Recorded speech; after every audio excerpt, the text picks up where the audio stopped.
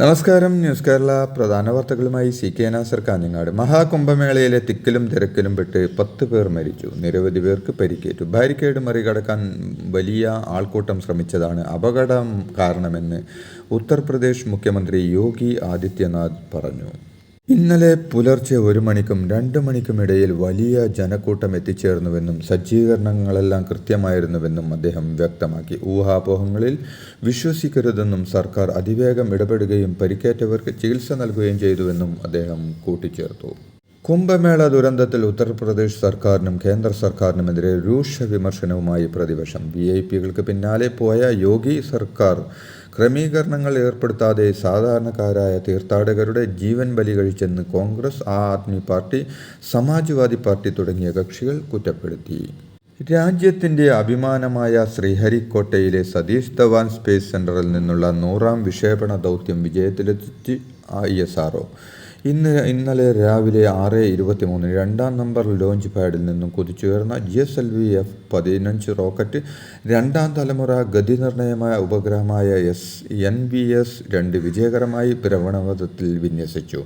ഇന്ത്യയുടെ സ്വന്തം നാവിഗേഷൻ സംവിധാനമായ നാവിക് ശൃംഖലയുടെ ഭാഗമായാണ് NVS-02 സാറ്റലൈറ്റ്. മലയാളിയായ തോമസ് കുര്യനായിരുന്നു മിഷൻ ഡയറക്ടർ. എലപ്പുള്ളിയിലെ ബ്രൂവറി അനുമതി വിവിധ സർക്കാർ വകുപ്പുകളുമായി ചർച്ച ചെയ്യാതെയാണെന്നുള്ള മന്ത്രിസഭാ നോട്ട് പുറത്തുവിട്ട് പ്രതിപക്ഷ നേതാവ്. വിശദീകരണത്തിനായി എക്സൈസ് മന്ത്രി വാർത്താ സമ്മേളനം വിളിച്ചു. ജനുവരി 15-നാണ് മന്ത്രിസഭാ യോഗത്തിൻ്റെ പരിഗണനയ്ക്ക് എലപ്പുള്ളിയിൽ ഒയാസിസ് കമ്പനിക്ക് അനുമതി നൽകാനുള്ള നോട്ട് വരുന്നത്. എക്സൈസ് മന്ത്രിയും മുഖ്യമന്ത്രിയും കണ്ട നോട്ടിൽ മറ്റ് വകുപ്പുകളുമായി ആലോചിച്ചില്ലെന്ന് വ്യക്തമായി പറയുന്നു. കൃഷി, ജലവിഭവ വകുപ്പുകളൊന്നും അതുകൊണ്ട് തന്നെ അഭിപ്രായമൊന്നും രേഖപ്പെടുത്തിയിട്ടില്ലെന്നും നോട്ടിലുണ്ട്. പാലക്കാട് മദ്യനിർമ്മാണശാലയ്ക്കെതിരെ നിലപാട് വ്യക്തമായി CPI. പാർട്ടി മുഖപത്രത്തിലെ ലേഖനത്തിലൂടെയാണ് CPI നിലപാട് അറിയിച്ചിരിക്കുന്നത്. വിഷയം കൃഷിക്കാരിലും കർഷക തൊഴിലാളികളിലും ആശങ്ക ഉണ്ടാക്കിയെന്ന് ലേഖനത്തിൽ വിമർശിക്കുന്നു. പാർട്ടി ദേശീയ കൗൺസിൽ അംഗം സത്യൻ മൊകേരിയുടേതാണ് ലേഖനം. വെള്ളം മദ്യനിർമ്മാണ കമ്പനിക്ക് വിട്ടു നൽകിയാൽ നെൽകൃഷി ഇല്ലാതാകും. സംസ്ഥാന താൽപര്യത്തിന് നിരക്കാത്ത പദ്ധതിയിൽ നിന്ന് സർക്കാർ പിന്മാറണമെന്നാണ് ലേഖനത്തിലെ ആവശ്യം. സംസ്ഥാനങ്ങളുടെ ധനസ്ഥിതി താരതമ്യപ്പെടുത്തി നീതി ആയോഗ് നടത്തിയ റാങ്കിങ്ങിൽ 2022-23 പ്രകടനത്തിൽ അടിസ്ഥാനത്തിൽ കേരളത്തിന് 18-ൽ 15ാം സ്ഥാനമെന്ന് റിപ്പോർട്ടുകൾ. വരുമാനം മെച്ചപ്പെടുത്താനായെങ്കിലും ചെലവുകൾ ഗുണപരമല്ലെന്നും ബാധ്യതകൾ കൂടുതലാണെന്നുമാണ് നീതി ആയോഗിൻ്റെ വിലയിരുത്തൽ. 2014-15 മുതൽ 16ാം റാങ്കിലായിരുന്ന കേരളം ഒരു സ്ഥാനം മുന്നിലായെങ്കിലും സംസ്ഥാനങ്ങളെ 4 വിഭാഗങ്ങളായി വേർതിരിക്കുമ്പോൾ ഏറ്റവും പിന്നിലുള്ള ആസ്പിരേഷണൽ വിഭാഗത്തിലാണ് ഇപ്പോഴുമുള്ളത്. ഒഡീഷ, ഛത്തീസ്ഗഡ്, ഗോവ, ജാർഖണ്ഡ്, ഗുജറാത്ത് എന്നീ സംസ്ഥാനങ്ങളാണ് മുന്നിൽ. ഒഡീഷയുടെ സ്കോർ 67.8 ആണ്, കേരളത്തിൻ്റേത് 25.4.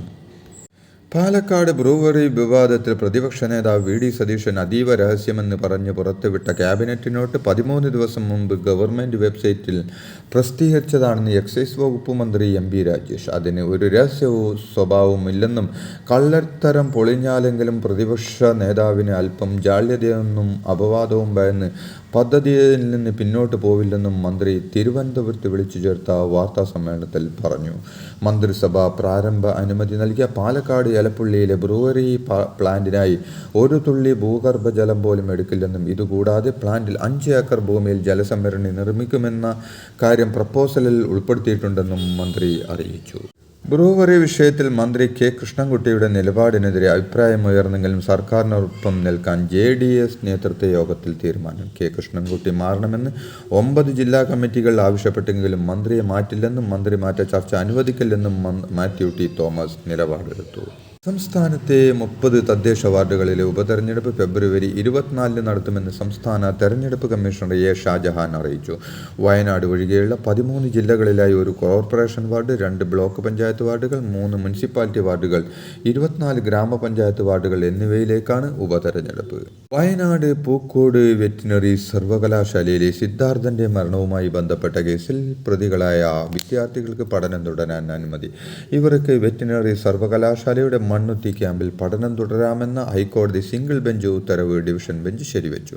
സിംഗിൾ ബെഞ്ച് ഉത്തരവ് സ്റ്റേ ചെയ്യണമെന്ന വെറ്റിനറി സർവകലാശാലയുടെ ഹർജി ഡിവിഷൻ ബെഞ്ച് അംഗീകരിച്ചില്ല. തുടർ പഠനത്തിന് പ്രതികളായ വിദ്യാർത്ഥികളുടെ രജിസ്ട്രേഷൻ നടപടികൾ പൂർത്തിയാക്കാനും കോടതി നിർദ്ദേശം നൽകി.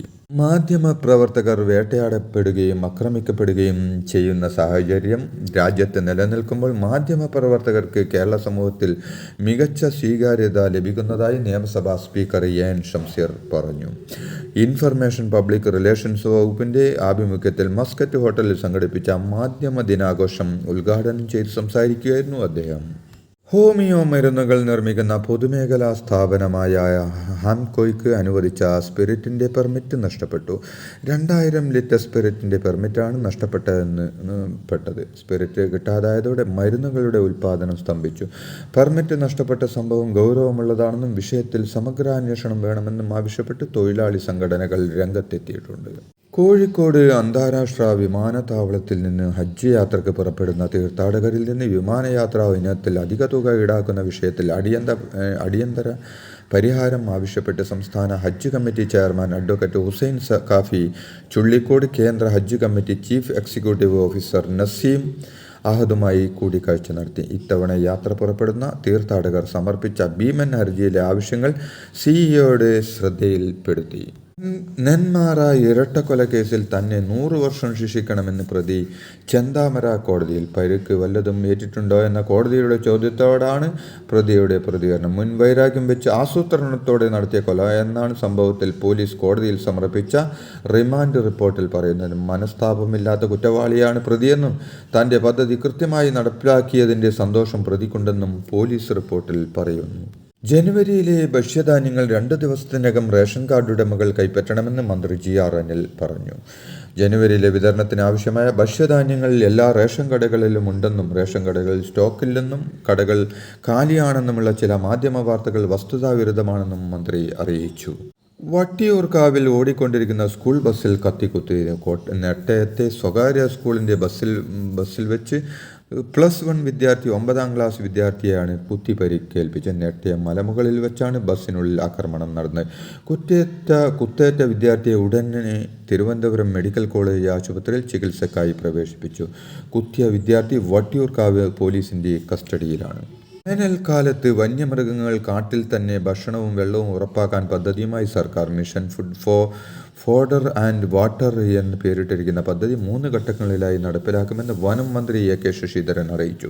ഇതിനായി 50 ലക്ഷം രൂപ ദുരന്ത നിവാരണ അതോറിറ്റി പ്രത്യേക ഫണ്ടായി അനുവദിച്ചു. സ്ത്രീയും പുരുഷനും തുല്യരല്ലെന്ന് മുസ്ലിം ലീഗ് സംസ്ഥാന സെക്രട്ടറി PMA സലാമിന്റെ വിവാദ പരാമർശത്തെ ന്യായീകരിച്ച് SYS നേതാവ് അബ്ദുസമദ് പൂക്കാട്ടൂർ. ഇസ്ലാമിൽ ഒരു സ്ത്രീ എങ്ങനെ ആവണമെന്ന് മുസ്ലിങ്ങൾ തീരുമാനിക്കുമെന്നും അത് അംഗീകരിക്കേണ്ടവർ അംഗീകരിച്ചാൽ മതിയെന്നും അദ്ദേഹം പറഞ്ഞു. ഇതോടെ ഇന്നത്തെ പ്രധാന വാർത്തകൾ സമാപിച്ചു. നന്ദി, നമസ്കാരം.